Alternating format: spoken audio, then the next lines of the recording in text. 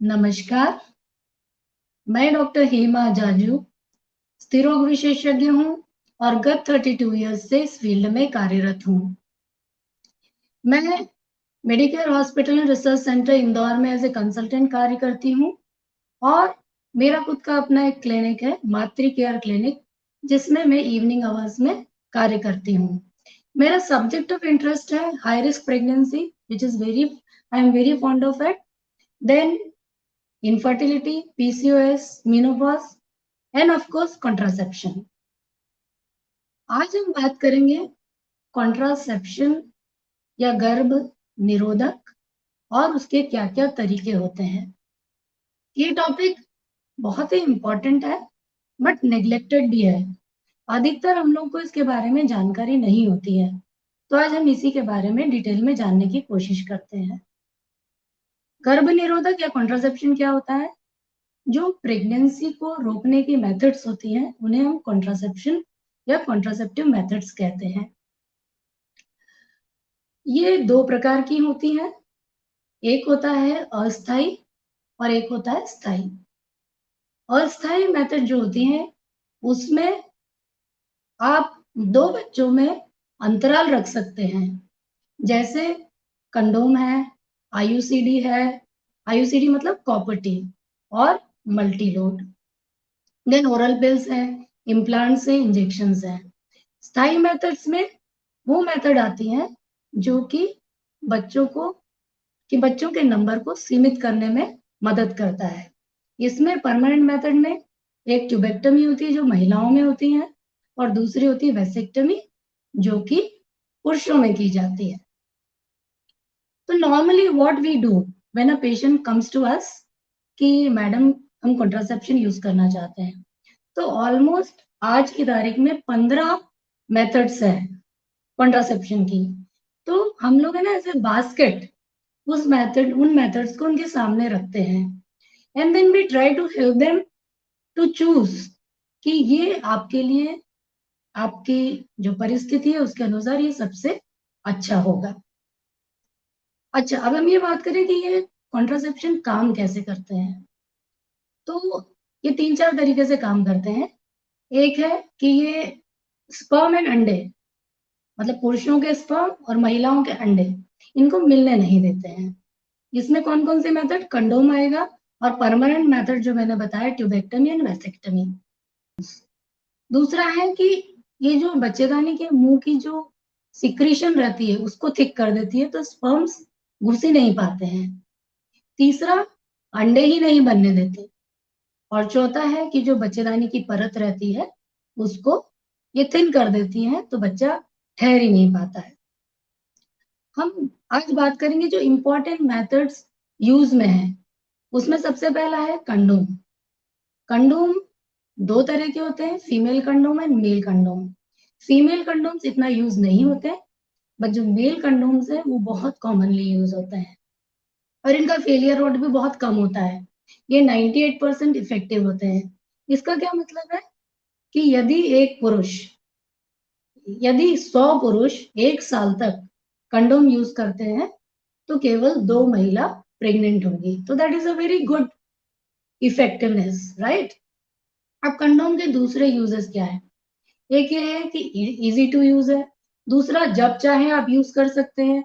हर समय oral pills या implants या इंजेक्शन हर बार नहीं लेने पड़ते हैं और हर दिन नहीं लेने पड़ते हैं। जैसे कॉपर टी लगाया तो हर समय उसको पहनना पड़ता है।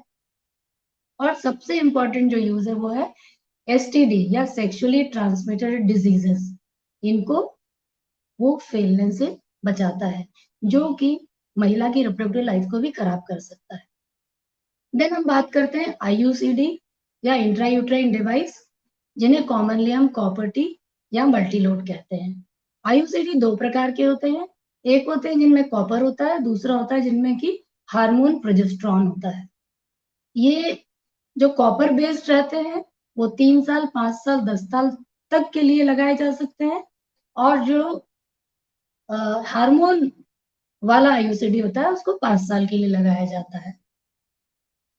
आईयूसीडी 90 मोर देन 99% इफेक्टिव होता है, राइट।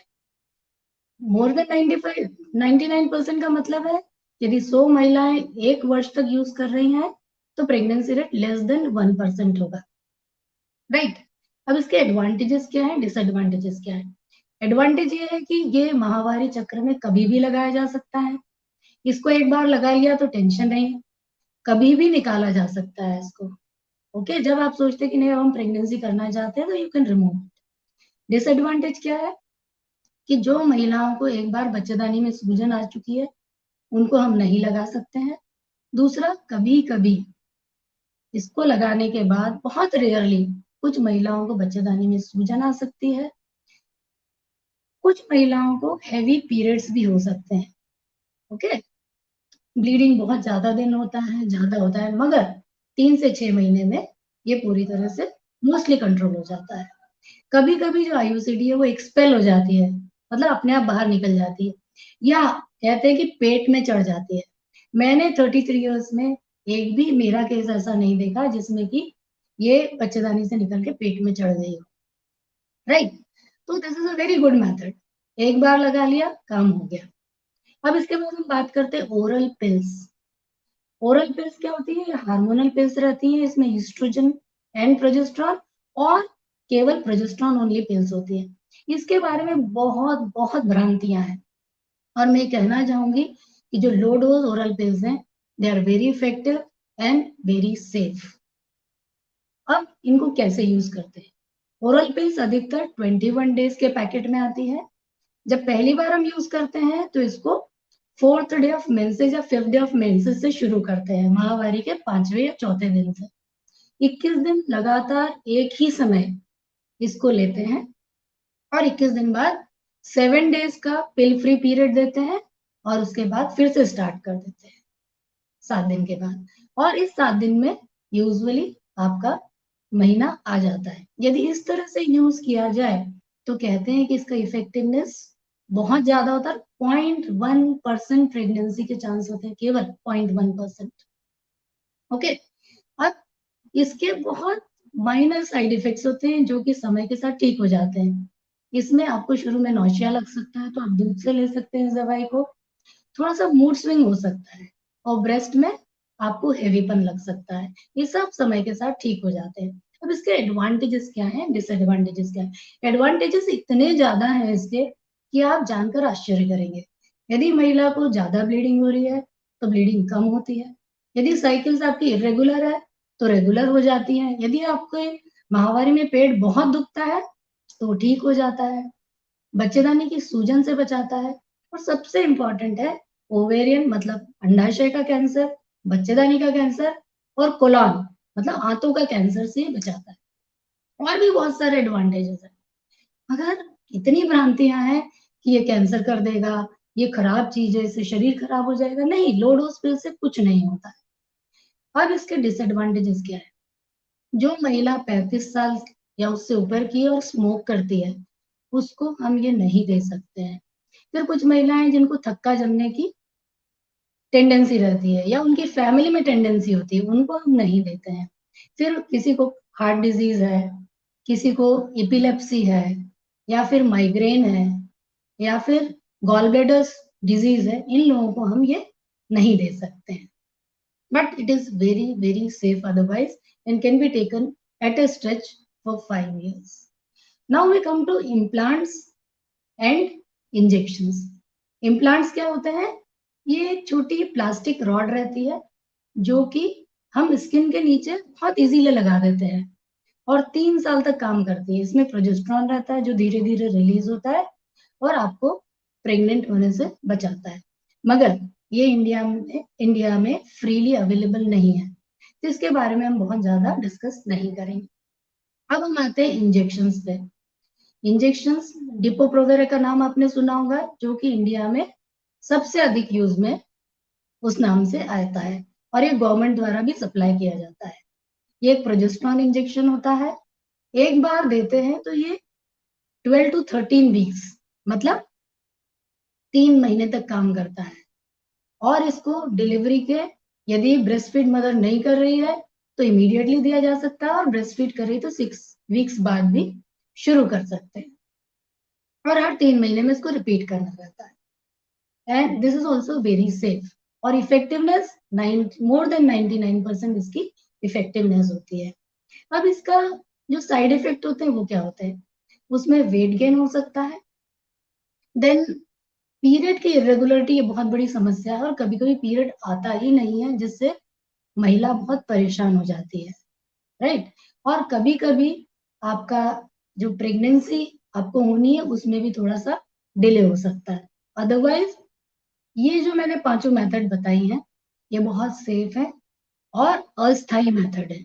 ओके, इसके बाद आपकी फर्टिलिटी वापस आ जाएगी और आप इनको स्पेसिंग या अंतराल के लिए यूज कर सकते हैं। अब हम आते हैं स्थायी मेथड। स्थायी मेथड में क्या होता है? एक होता है ट्यूबेक्टमी, जिसमें कि हम बच्चेदानी के आसपास जो महिला में नलियां होती हैं जिन्हें हम फैलोपियन ट्यूब कहते हैं उनको हम बांध देते हैं। ये दो तरह से कर सकते हैं, हाथ से पेट खोल के कर सकते हैं और दूसरा लेप्रोस्कोपिकली कर सकते हैं। और सेकेंड है जो पुरुषों में किया जाता है वो वेसेक्टमी, राइट। तो that is a very simple method. जो नलियां स्पर्म को ले जाती हैं उनको बांध दिया जाता है, तो ये परमानेंट मेथड, इसके बाद बच्चा नहीं होता है। तो ये कॉमन मेथड्स हैं। और मैं ये चाहती हूँ कि हर कोई इसके बारे में अवेयर हो। और 26 सितंबर जो है वर्ल्ड कॉन्ट्रासेप्शन डे है, तो इसके बारे में सब सही सही जाने और इसको यूज करें। जब यूज करेंगे तो क्या होगा? देखिए, यदि यूज करते हैं तो माँ की हेल्थ इंप्रूव होगी, बच्चे को ठीक से परवरिश मिलेगी। और जब आप बच्चे लिमिट करते हैं तो उनका शिक्षा दीक्षा और उनका लालन पालन भी बहुत अच्छी तरह से कर सकते हैं। तो मैं चाहूंगी कि हर कोई वर्ल्ड कॉन्ट्रासेप्शन डे पे इसके बारे में जाने और इसको यूज करें। और इसको यूज करने से जब बच्चे अच्छे शिक्षित होंगे, हेल्दी होंगे, सोसाइटी हेल्दी होगी और हमारा इंडिया हेल्दी होगा। सो आई विश कि everybody should be aware of these methods and they should use it. Thank you.